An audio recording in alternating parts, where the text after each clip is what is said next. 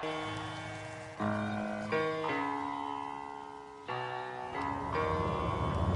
the right club. Be the right club today. Yes! Johnny, that's better than most. How about in? That is better than most. Better than most!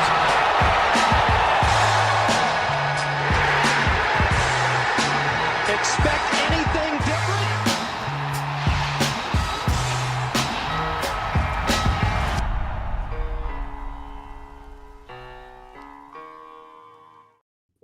Ladies and gentlemen, welcome back to the High Noon live show, no laying up live show, whatever you'd like to call it. Soly here, Saturday Players Recap. TC is here figuring out his camera like we didn't have time to do that beforehand. Hello, TC. Don't sir me, Soly. Don't sir me. Why do you say that, TC? Why I got the shirt on, baby. We have new shirt. The quote right there, don't sir me. Do you want to shine any light on that for those that aren't familiar? No. Nest members only. Only offering this to Nest members. Sirs and madams. Brand new setup, calling in from a hospital, it looks like, with the lighting, but we're going to make it work. Mr. Kevin Van Valkenburg. Hello, KVV. So, yeah, I'm about 8 high noons deep. So, yeah, that's why I went to the hospital. But just soldiering on like Scotty, heart, neck, just making it work. You can bring the Fiesta anywhere you go with the all-new High Noon Tequila Seltzer Fiesta Pack. It is a variety 8-pack. It's got 2 new tequila flavors, blood orange and prickly pear, alongside 2 long-standing favorites, grapefruit and lime. They are made with real tequila, real juice, perfect for any Fiesta under the sun. Find the all-new High Noon Tequila Seltzer. That's a tough one. That's a tongue twister right there. All new High Noon Tequila Seltzer Fiesta Pack nearest you at highnoonspirits.com. That's right. If you are looking for a particular pack, they got all kinds of different offerings. You want to find out a store that has that exact offering. Highnoonspirits.com's got a great map feature. It tells me, hey, the Target and the Publix right near you have this, this, and this. It's very, very helpful. So thank you to High Noon for supporting all of our live shows throughout the course of the year. TC, we spent most of our Saturday out there today. You brought the kids out today. How was your day out there? I did. It was good. Yo Soy Fiesta. Yeah, brought the kids. It was Gustav's first golf tournament. They were watching Keith Mitchell there. I took Freddie to the media center. He wanted to see where I work. So I had him in there. And then we walked out. I think Alex and the kids saw you following Max. Alex was like, "Hey, Max." I don't think he was playing very well. No, he just missed a short putt. And yeah, I think Gustav and Alex got iced, unfortunately. I'm sorry to report that. But yeah, these guys are, they're proud partners of one another and hanging with the proud partners there of the players. Went out to 17. Zach Blair was playing with Sammy Valimaki, which they look like they could be brothers. Sammy and Zach, they're just on a different scale. Sammy's about twice as big as Zach is. Kind of an and yeah, it was good. It was situation. Yeah, it was very, very nice day out there. It was hot. It kind of felt like May. The May experience versus the March experience. It was the May experience with overseed, basically. So it always blows my mind how fast twosomes work. I mean, today just flew by. I mean, I followed Scotty Scheffler's group for about 5 holes until I got kicked out from inside the ropes for reasons that are still unknown, and then tried to catch up with Wyndham's group. And by that time, followed them for a few holes. And by that time, it was time to get back and watch the back nine on TV and get ready to come on live. But not quite the same energy out there today as it had yesterday. It felt like I'm not sure exactly why. The golf was okay. I think we gotta have a TPC Sawgrass conversation at some point, but we're gonna lead with, of course, Xander Schauffele shot a 7 under par 65 today. Guys, it's kind of blew my mind. He gained like less than 0.2 of a shot total in ball striking today and shot 7 under. He did absolutely everything from around the green. He was 6 of 6 scrambling, 4th in around the green, and 3rd in putting, gaining almost 3.5 shots on the green, made 138 feet of putts today. So listen, as a Wyndham bettor, am I a little concerned about, Xander, coming in, carrying the lead coming into Sunday? Of course, but sustainability models, I have to call this into question. This was not a prodigious round of golf ball striking from Xander Schauffele. Does it feel sustainable? I don't know. I don't know. I mean, we got a big Xander referendum tomorrow, as DJ called it in our Slack channel.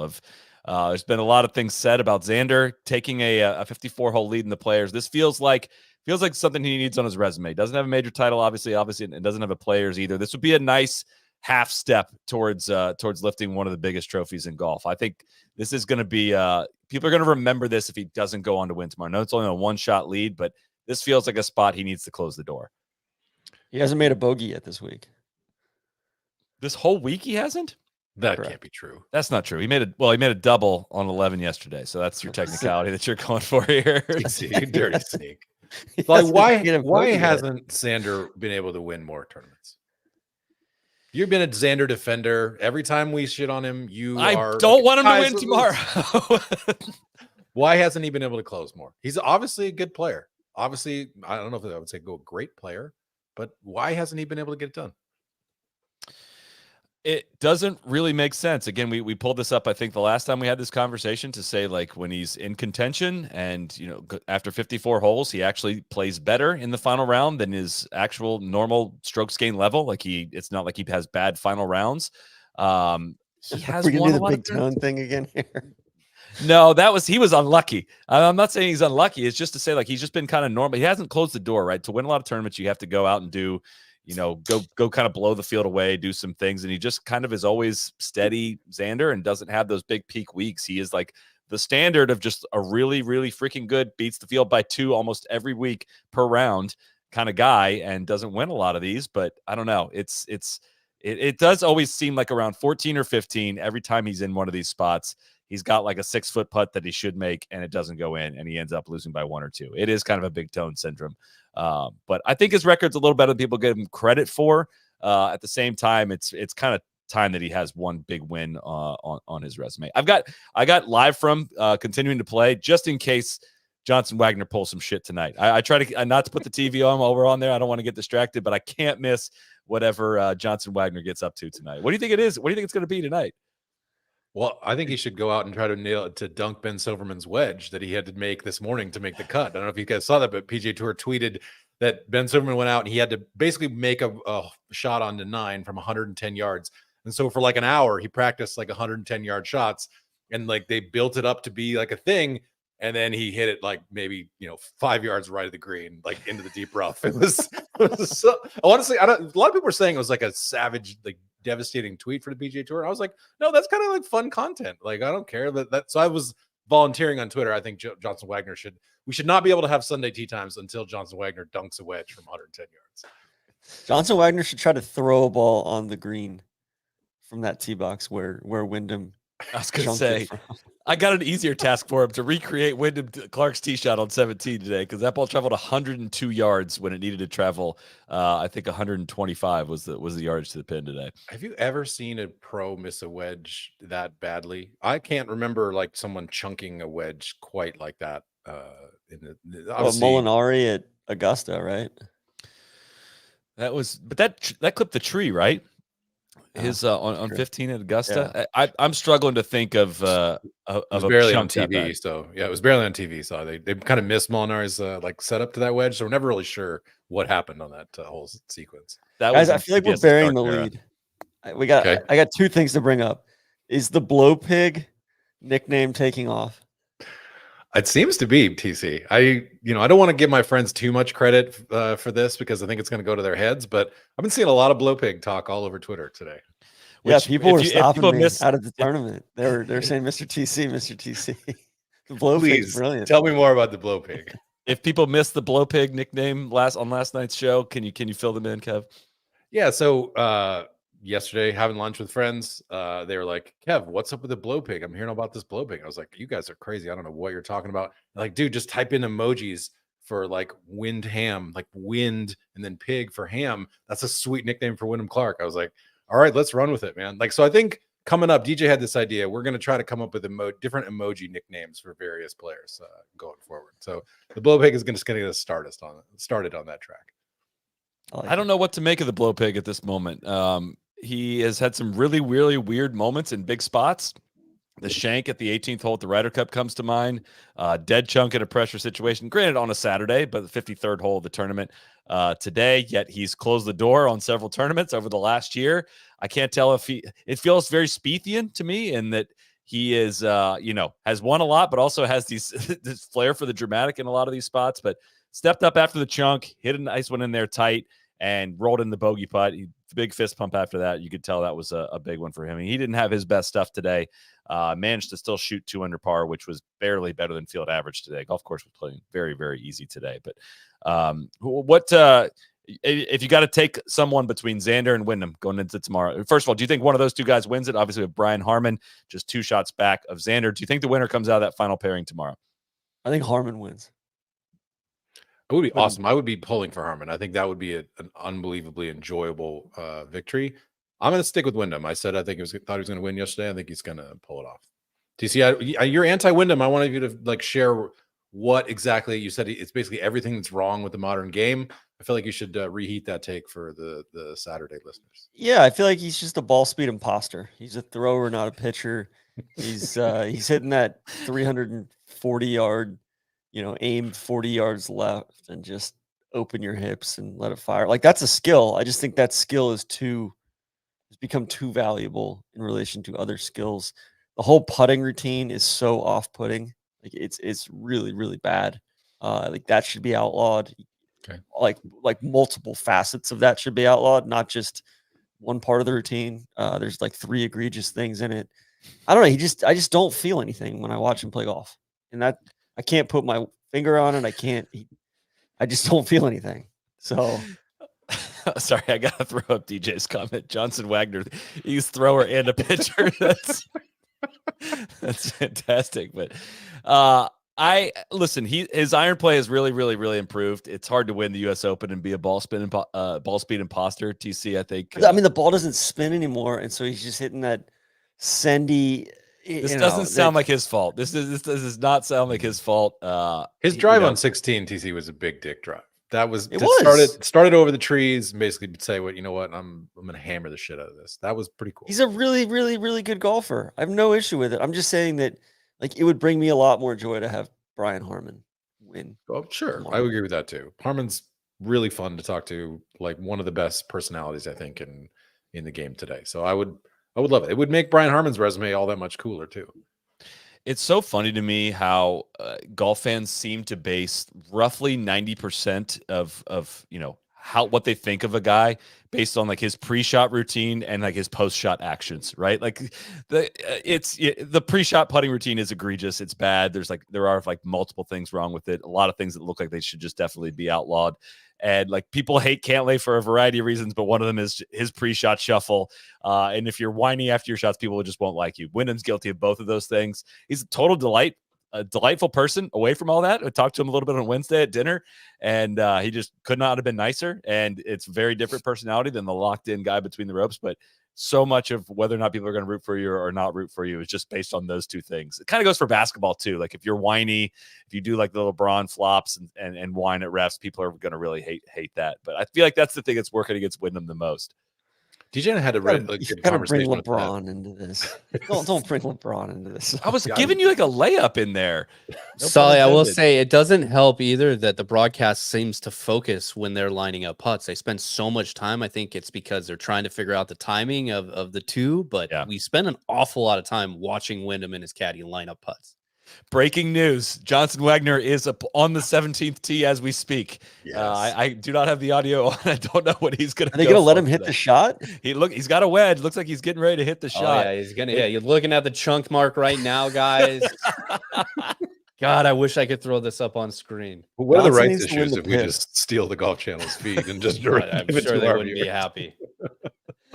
Between this and the tour putting up the Antonio Banderas meme the other day, and there's all sorts of that Ricky video on Scratch today that you sent over. That was great. That was great, Cody. If you Tour's getting kind of cheeky.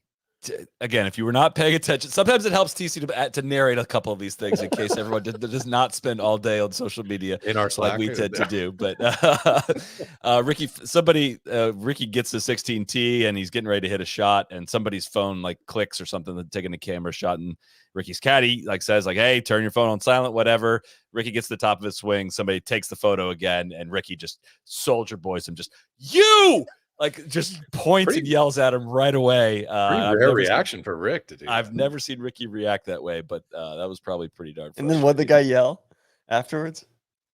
I don't know if did he yell back? He did something. No, the guy was like, "You the man, Rick." Right after. It was great. Johnson's going over the drop zone right now, and I'm not sure why. I don't know if illegal drop, by the way. I don't know what's going on here. They need to get a roll of officials out there. Guys, how about our show, though? What else did you guys see out there today? You know what? Something I saw yesterday. I was out there yesterday. We're sitting on 4T. This guy's cell phone goes off 3 times, like 3 different calls. And what's Matt Fitzpatrick's caddy's name? Billy Foster. Yeah. Foster. Yeah, Billy Foster.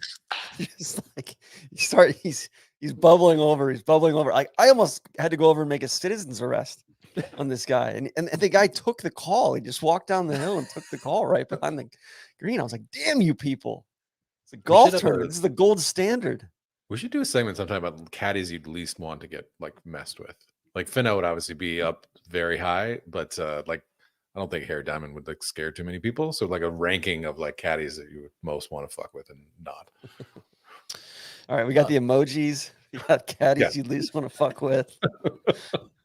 We got Soly getting kicked out. We didn't even talk about that. Soly, can you lend more?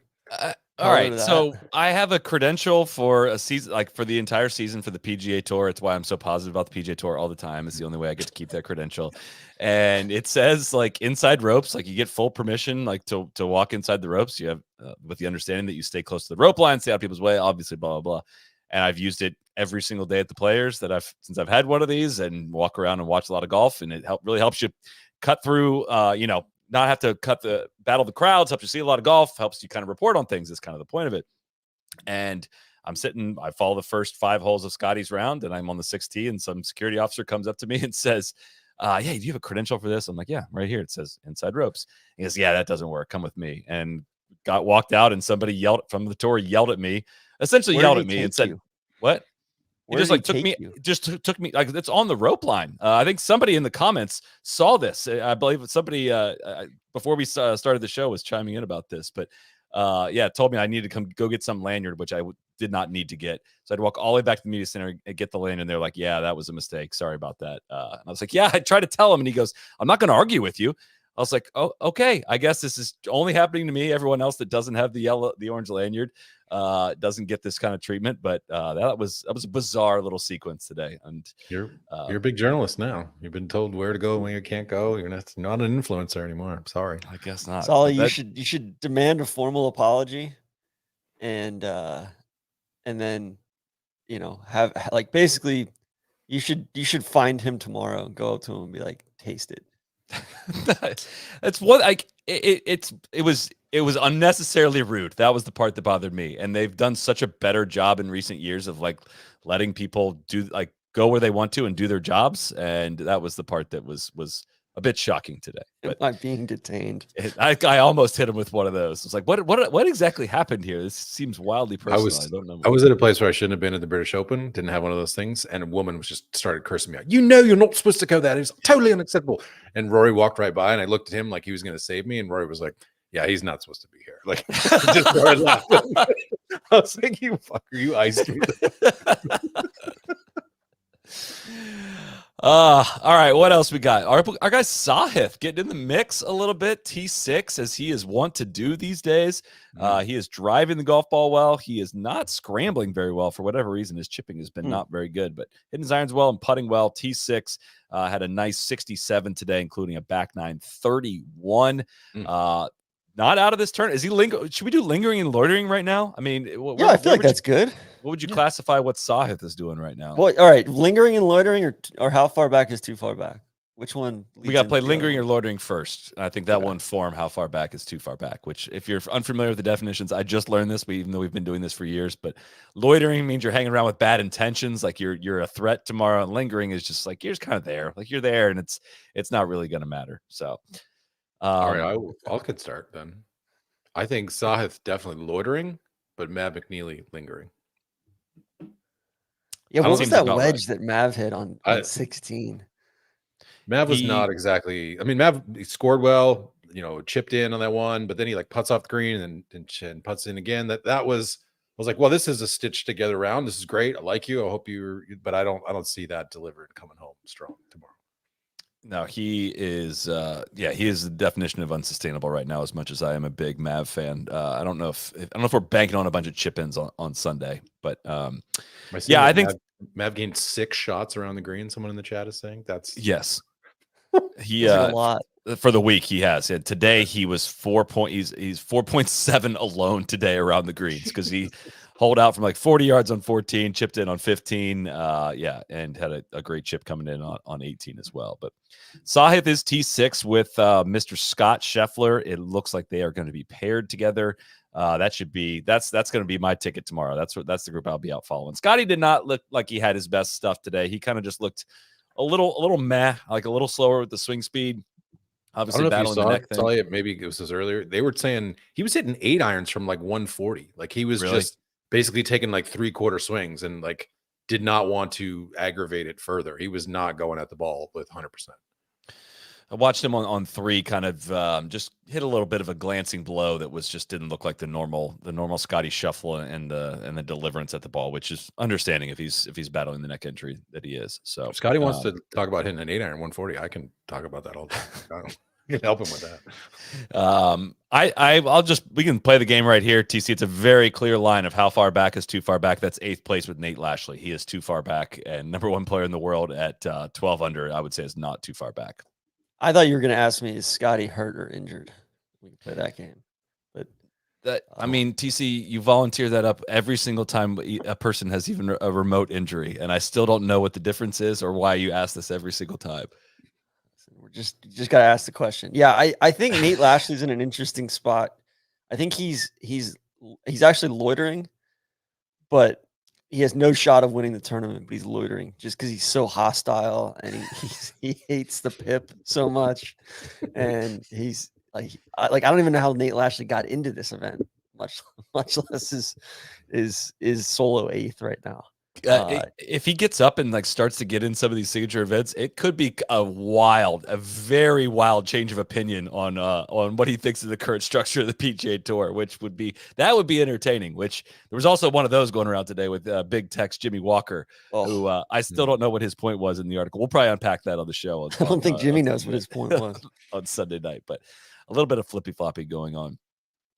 Want to give a shout out to another one of our partners, of course, that is Omni Hotels. They continue to take their golf to another level. They have 13 sought after golf destinations, 28 courses in all, from championships designs by iconic architects like William Flynn, Gil Hanse, and Bo Welling, to multiple short courses, putting courses, and interactive experiences. A huge unveiling from Gil Hanse is actually right around the corner with the debut of Omni Lacosta's Champions Course renovation, just in time to host the NCAA Women's and Men's Golf Championships in May. Not only will it be the first time the world will be seeing this course, but for the players as well. They'll be back in 25 and in 2026. It'll be open for public play in June.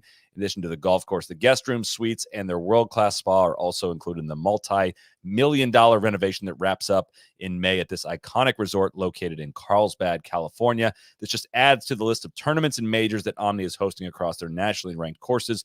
No shortage of exciting golf programming, resort offerings, and distinctive accommodation options when it comes to Omni. Experience it for yourself. Book your next golf trip at omnihotels.com/golf. That's omnihotels.com/golf. Omni Golf. Play the possibilities. A moment of joy for me today. Just my own personal moment of joy segment.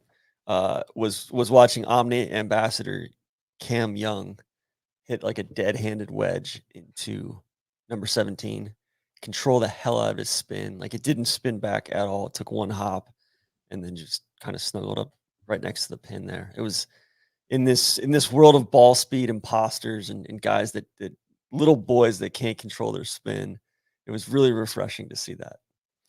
So I have to pick a bone with this, right? I mean, we were waiting for Cam Young to win something, and you're calling him not a ball speed imposter. Yet Wyndham Clark is racking up all these victories, including a major championship, and you're calling him a ball speed imposter. I need some definitions on these. I'm just saying it was refreshing.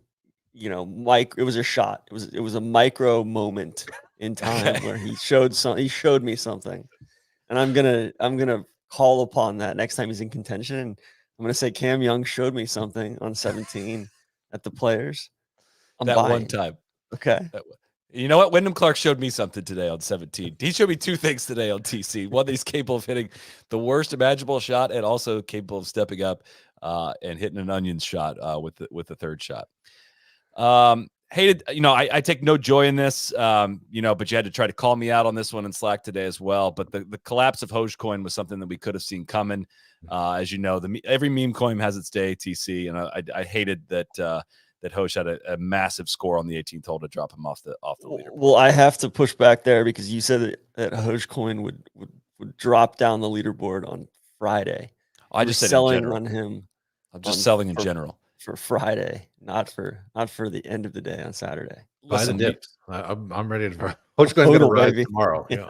You buy or sell the philosophy behind the coin. All right, you don't try to time it perfectly. All right. In general, I knew that that stock was going down, and I have no regrets on that call. But Taylor Montgomery sneaking in the top 10 as well. Hideki T9, JT Poston T9, pound for pound the best golfer in the world. Yep. Doug Gim, what is up with Doug Gim at the Players? He's the one player that is a true horse for course for TPC Sawgrass. It's crazy. He had a nasty up and down from the back of the 17th green today too. Showed me something on 17. Down. He hold it. Yeah, he hold it. Or hold it. Yeah.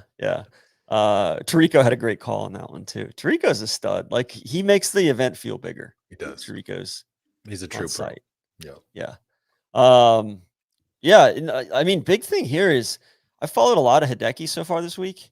He's T9. I don't think I've seen Hideki like hit any good shots, and he's T9. Like, that's terrifying. Makes sense. He's very much loitering for Augusta. Do you think it's possible he's hit good shots outside your window of viewing, or is it just really that you've seen all his shots? He shot 69, 69, 68. Yeah. He's sixth off the tee. Ninth approach. Okay.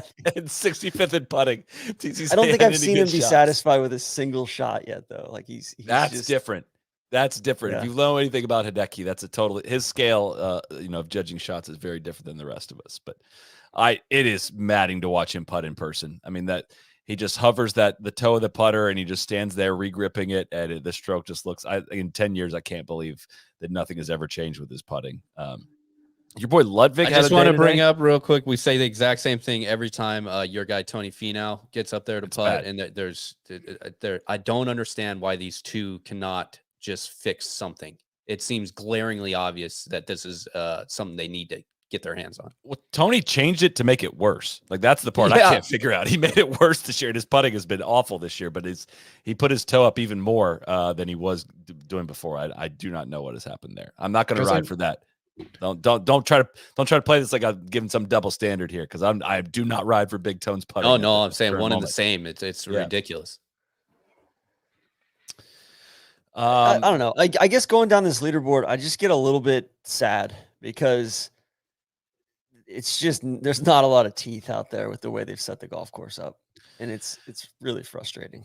I didn't want to start negative tonight, TC, but it was watching kind of Xander just spray it all over the place today and just pretty easily get it up and down from every spot that he possibly, even when bogeys were somewhat entering the picture, it just was away right away. It was just like, this is just not how this course is supposed to play. And it just, the part of the reason I really enjoy this course and like it is there is consequence for missing in the wrong spots, for hitting erroneous shots. Like, it usually leads to bogey in some way.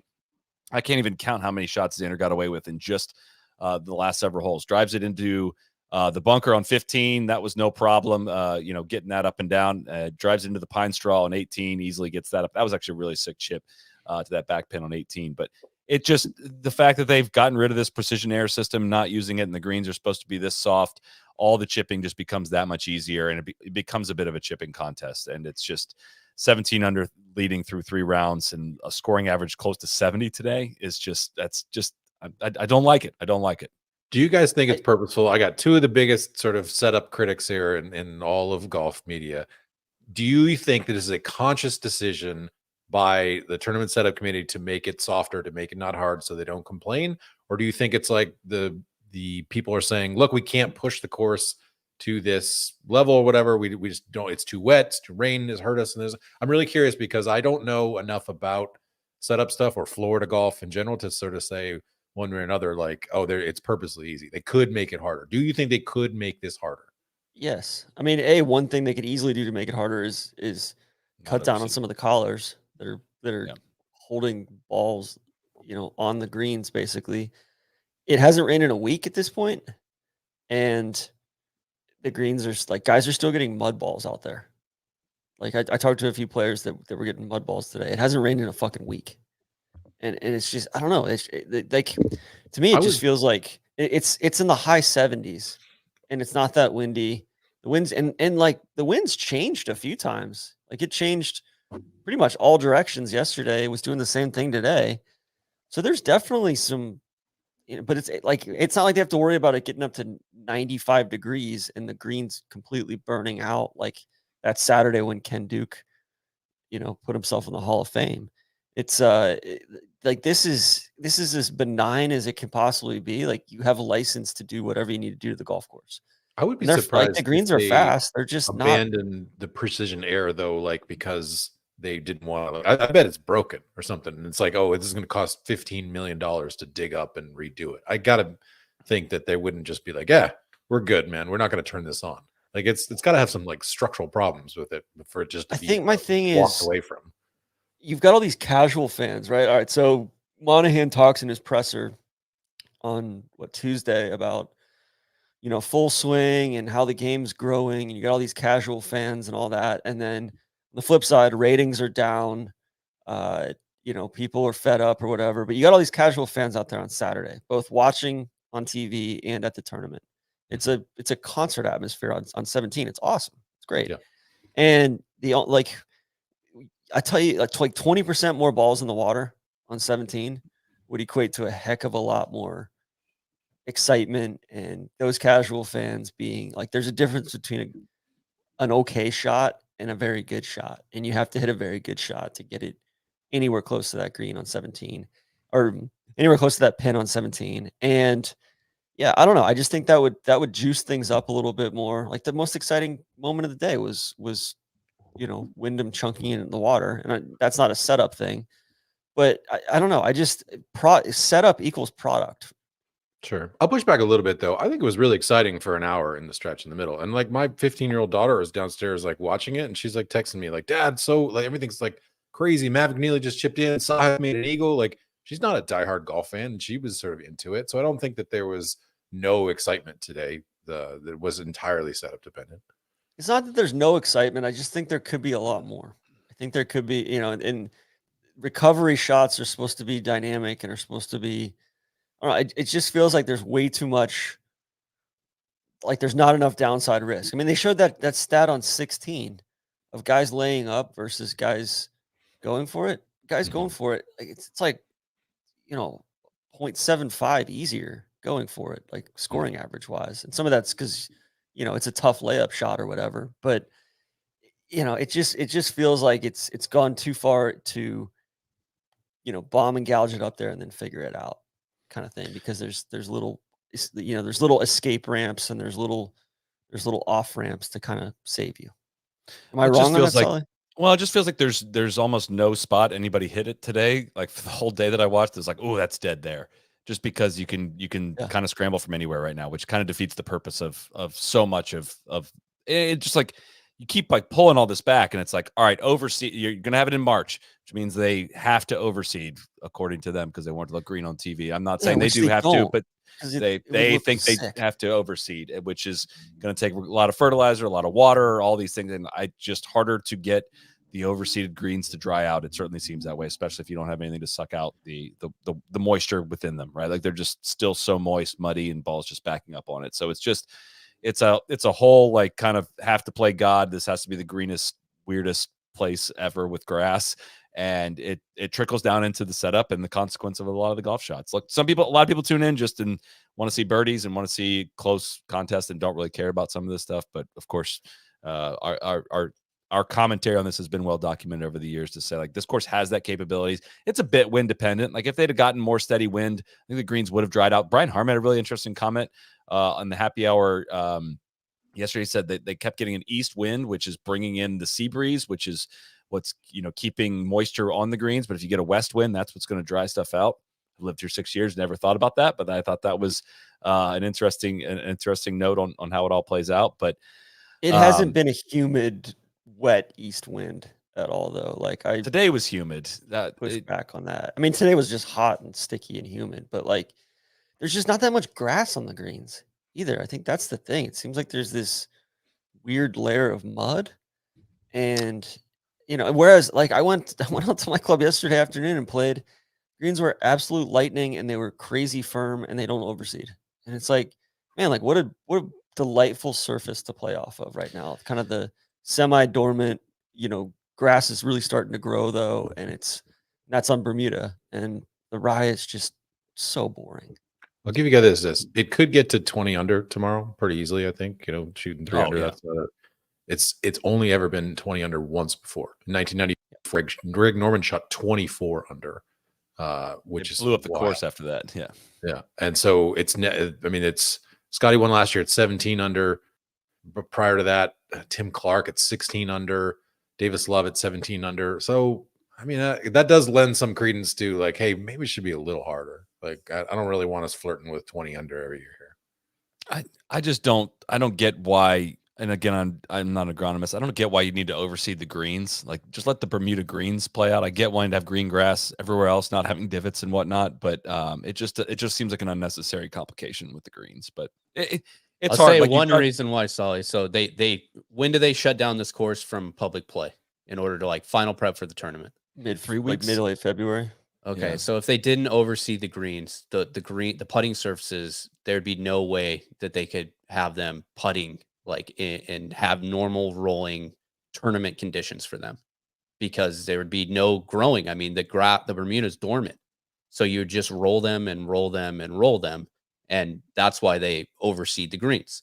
Now it takes a ton of water to keep it green, and I think they drop 6 times more seed per. Yeah, they focus on aesthetics than overall playability because of the overseed process. And that's just the way it is. You guys could have not had that rain, whatever it was last Saturday, and it wouldn't have rained in the last month. It doesn't matter because there's still water in it to keep it. They got to keep it popping.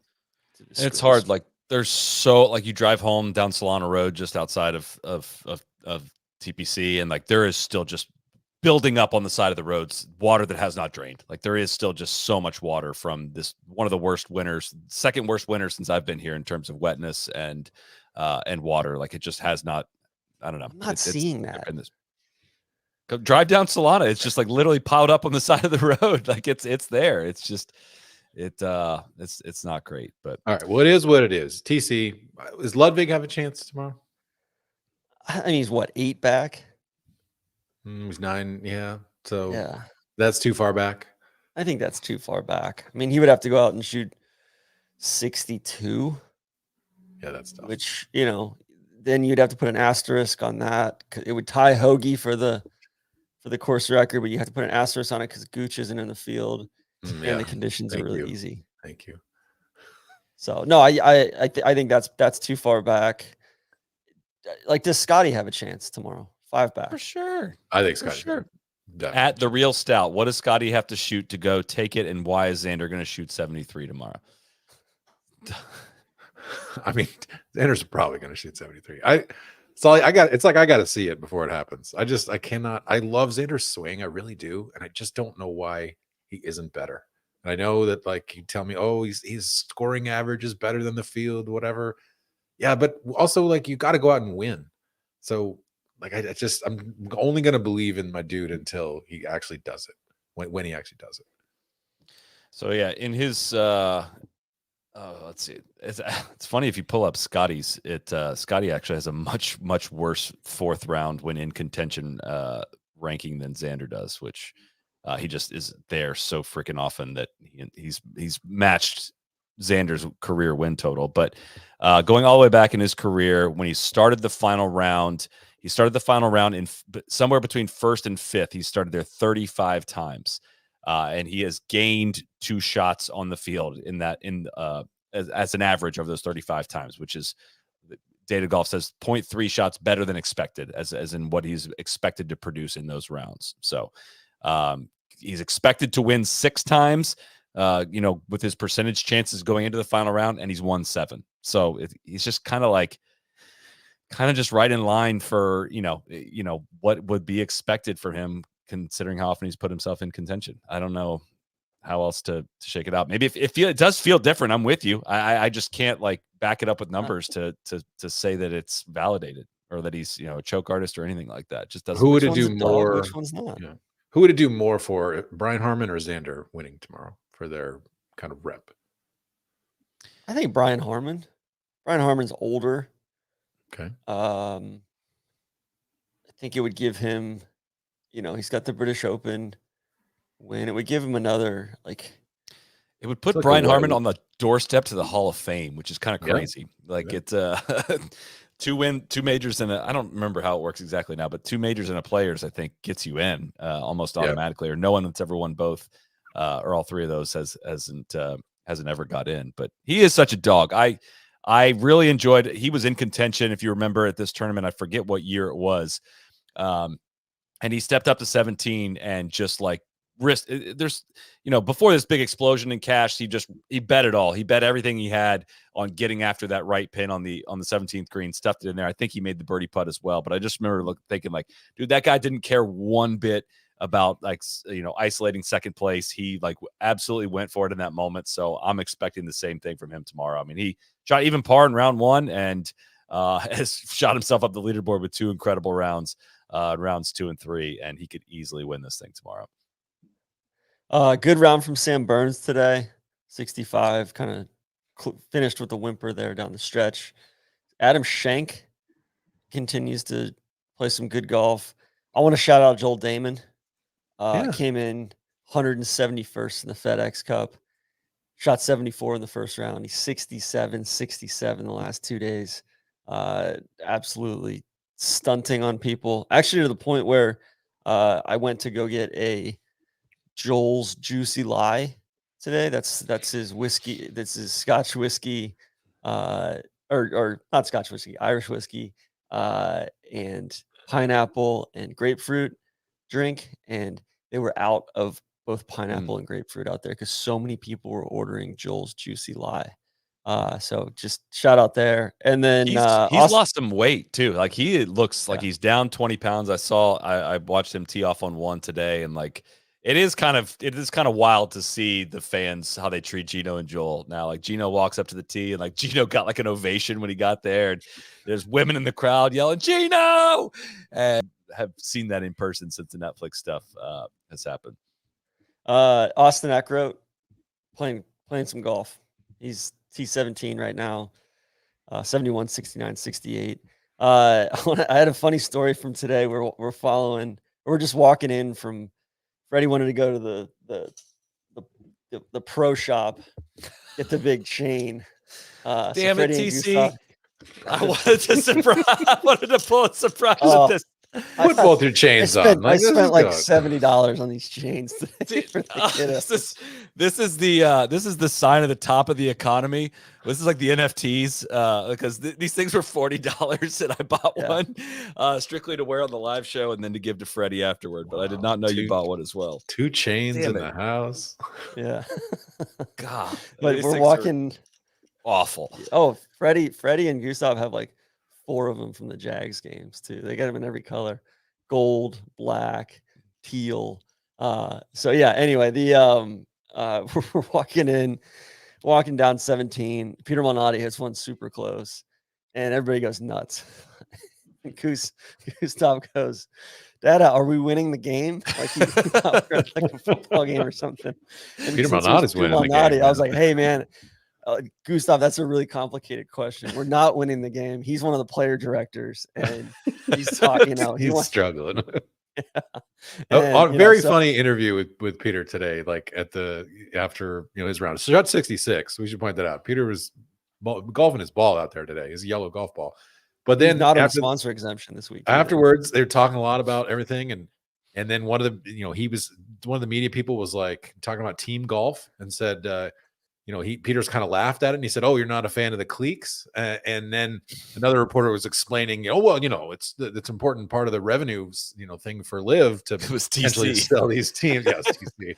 Yeah, lay off my cliques, okay? And Peter very straight, deadpan was like, "Oh, so it's like the Commanders and like the Steelers, like that. Is that the equivalent of what these teams are?" And that was like such a great summary of how ridiculous is the idea that these Live teams are worth $1 billion. That this not quite the same valuation, I think.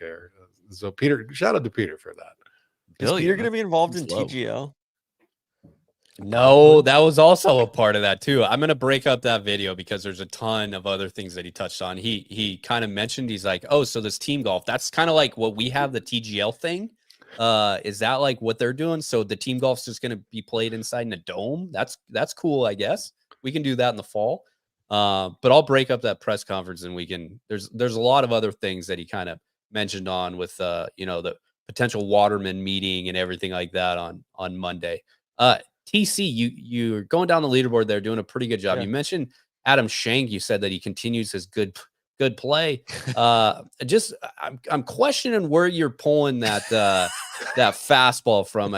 He has like 3 missed cuts this year. His best finish is a T17. Just wondering if you can expand upon that take real quick for me. Yeah, I happily. Adams made $401,000 this year. Yeah, he finished T17 at the Phoenix Open, T25 at the Farmers. Need I say more?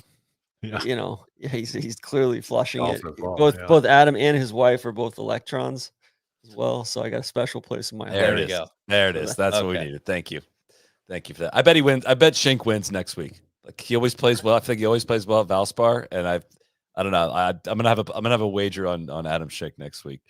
I think that's tradition. Rory, we haven't mentioned him today. Kind of a ho-hum 3 under par round today. I caught a little bit of the beginning of that one, but not a whole lot to write home about on that one. You tried to exonerate him? There was some additional information has come to light, some evidence. Exonerate him. I tried to exonerate myself. Further prosecute. Okay. I got yelled at for there's no way a ball could land below that line. And I took a picture today of what it looks like from the tee of how much space there is below that red line. I don't know if we need to relitigate that. Nobody loves a rules controversy more than you. I love it. I genuinely appreciate how much you love the rules. I don't even know them that well. Comes the rules and the mules. I find myself in these rules controversies that I do not ask for. But yeah, thankfully nothing crazy has happened over the last couple of days. But you'd have been so proud. I bet Where Did It Cross Twitter will come back. I thought we were going to get it a little bit today with Wyndham. First of all, they're showing Wyndham's shot on 12. He pulled it immediately into the water left. Easily made par. Don't worry, TC. He got a big punishment for that miss. Brilliant hole.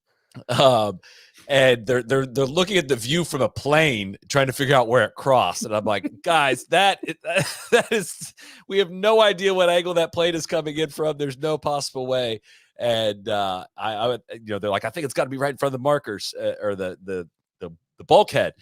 And it was almost like they were critiquing where he dropped it. And then they're like, he's in exactly the right spot. He's in the right spot. It's like, oh, thank God. We do not need to create an internet controversy on this one. Spieth exonerated Rory a little bit today. He said in his interview that he thought Rory's drop was fine. So just so we're clear. He said very different things in the fairway yesterday that were picked up on the microphones. I'm not reporting that. That was a very much you. I think he sees the no-win situation of continuing any farther down there, as do I. Guys, I think we got to address Nick Taylor. He got fucking blown out to sea today. And I think the Canadians need to apologize. I was going to say, I would just leave that to the Canadians. They say we don't talk about the Canadians enough. I would like to hear from them for apologies for when their player gets vaporized. What did he shoot today? 76. Oh, God. Corey Connor shot 73 today as well on a very benign day to fall back to T24. That's Mackenzie Hughes shot 69. He's T44 right now. 3 I feel Canadians. I feel a little bit bad that we're like just grouping the Canadians in general. How often do we like be like, oh, the Swedes are terrible. The Swedes should apologize. Or Well, the Swedes don't Germans yell just- at I mean, us. Soly attacked Noren for years. Norn's playing fine. Ludwig's playing fine. Don't worry about it. Yeah. Canadians are passive aggressive. I don't know that they yell at us. They just make snide No, they comments. yell. They get very upset. TC, only player that shook my hand on the first tee today. Guess who it was? Peter Malnati. Alex Noren. All right, we're great Oh, friends. yeah. He agrees with my takes on the OWGR. We've long buried the hatchet, and we get along great. He's a delightful. If you really want to piss some people off, Soly, can we talk about who is the low Irishman from today? You want to talk about Shame and Seamus? Ooh, he got ejected. Oh, I thought you were talking piss people off, like reclassifying Rory as Irish, like that. No. I don't want to touch that one. Don't go there. That's a Parmy thing for me for the Australians. Well, I do think we got to give a shout out to our guy Max for the 9 he made on 14 today, while still shooting 74. Like I'm extremely impressed by that. Yeah, Seamus Power is holding down the dead last spot as of now. Who's the marker? Is there a marker out there? Or is he just playing by himself? Is there an odd number of players? There's an odd number of players. I believe it's Seamus Power. Andrew off Waterman is out there. Solo off 1 tomorrow at 7:35. Got it. David Lipsky was off solo at 8:25 this morning. The second tee time was at 8:30. I've never seen 5-minute tee time apart, but I guess when you got a solo in front, you send them off as fast as you possibly can. I will say this. I further thought, we talked going into the week, like, does 144 players make sense for this tournament? I think I'd like to revise. I was kind of like okay with that. I'm going to revise it down to 100, and I'll tell you exactly why. Mm-hmm. I think everyone should play this course in order, and I think the 18th hole should be your last hole today. I don't think anybody should ever start on the back 9. Like, you need to come to 16, 17, 18 and play that in sequence. I truly think that this course of any course should be that everyone goes off the front 9. I think there's enough daylight to do it. You could play threesomes for the first couple of days. And that's just something I thought about. Getting 17 early in the morning with soft green, soft greens or whatever, versus most people having to play it later in the day. I think that there should only be guys teeing off the first hole at TPC Sawgrass. I like that. I hate when they can't finish because of darkness. Like, last year was brutal. This year was a little better, but I'm in on that take. Jimmy Walker's gonna be pissed. Is he? Because he kind of flip-flopped on both of these things. He wants less events, but more playing opportunities. What did he say about Wyndham Clark there? Like, how dare he start barking or something? Something like that. I think we're saving the Jimmy Walker takes for tomorrow. We're focusing. Last I checked, Jimmy, you and Wyndham have the same amount of majors. Actually, I think Wyndham's got more. Wyndham's in the Corona green screen, unlike Jimmy Walker, as far as I'm concerned. Anything else we got before we wrap and look to tomorrow? I hope we get some fireworks tomorrow. Today. I don't know. Today felt just a little lacking in the juice compared to the first couple of days. I don't know why exactly. It just didn't feel like a ton happened there until Wyndham put it in the water. There was nothing that really made Twitter pop off today. Let's get off Twitter, Soly. It was pretty fun for an hour there. I think I'm going to keep pushing back on that. I had an exciting stretch there. DJ had a good take personally the other day. He was like, you know what? Tried like watching an entire like back 9 without any Twitter in your life. Just like lock into the golf so that you're like not like looking down at your phone every few minutes. I think that's a pretty good. I'm going to lock into that more. Tough ask of me that's in charge of literally the No Layup Twitter account. That's a tough ask. You're given a pass on that, but I think I'm gonna go lean into that more often, because sometimes I can be buried a little bit too much in like who's saying funny shit or whatever, and actually miss the joy of golf. And I want to say one more thing. Yeah. My kid played in a no laying up roost today. She finished 4th. I was like horrible, but she kicked ass, and I was really excited about that. So I just wanted to shout out to her. Congratulations to her. Oh yeah. Soly, who's going to win tomorrow? I'm sticking with my Wyndham bet. Do I feel it in my core? Not great right now. I'm hoping that was the one bad round we needed to survive. The sustainability models should have pointed this out last night. I was blinded by the dollar signs I was seeing in the hopes that he would win as a 50-1 ticket. He came back a little bit to earth today, and about kind of the same kind of ball striking he's had to this. It was worse today with ball striking, but I hope it's Wyndham. It's going to be an interesting situation tomorrow. The whole Xander thing. Wyndham, is he a true killer kind of in this situation? TC, I think he upgrades the killer with 3 signature wins and a major within a 12-month period. I think that's dog. I think that's a certified dog. Killer is a whole nother level, man. So there's no killer. Killers don't chunk it into like the middle of the fucking lake. Wild dogs might though. Maybe like an unleashed dog. Exactly. He could. Are there any killers then? Are there just no killers? I mean, Tiger. I think Scotty at this point's a killer. Like, I think he's probably big of you kind of certified. Scotty hasn't won a major in the last 12 months, like Wyndham has. Rahm's a killer. Sorry, he is. Rahm's a killer. Rahm's got a whole legion of killers. Okay, TC, who's gonna win tomorrow? Brian Harman. KVV. Wyndham. All right. I think that's it. Sorry, the pick. I must say, I thought I had $10 on Brian Harman all week as another bet, and I saw him rising up the board the whole day. And I'm like, oh yeah, that's a good backup play here. Check my slip. Don't have one. Did not put one in. Didn't hit submit on it. I was so upset because that would have been a good one. He was pretty far down the odds sheet, but it's unfortunate. Anyways, we look forward to a fun Sunday here at the Players. TC, you going out tomorrow? I am. I think I'm going to go out tomorrow, kind of watch some guys warm up a little bit, walk the front 9 a bit. Who are you going to follow tomorrow? You're doing Scotty?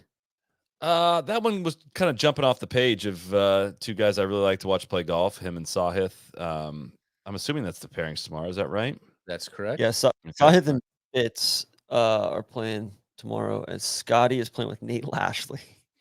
How did that happen? They were both... I never figure out how the tee times work. They're both tied for so one's 6th and one's 7th. I see. So I messed that up. I mean, I don't know. I really do think the winner probably comes out of that last group. So I'll probably watch that one for the front 9, head home and watch the end, and we'll be back here to do the live show on Sunday night. So bring your ropes pass on. I will bring that and the lanyard to make sure I don't get. You should put your credential on the chain. I thought about that. I'm just gonna wear this. I'm not even gonna bring the credential tomorrow. I'm just gonna wear this and see if I can walk around tomorrow. So, thank you as always to High Noon. Thank you to Omni. Thank you to Cody running the 1s and 2s. KVV, TC. We look forward to an exciting finish to our local tournament here, and we'll see everyone back here tomorrow. Crack on. Don't sir me.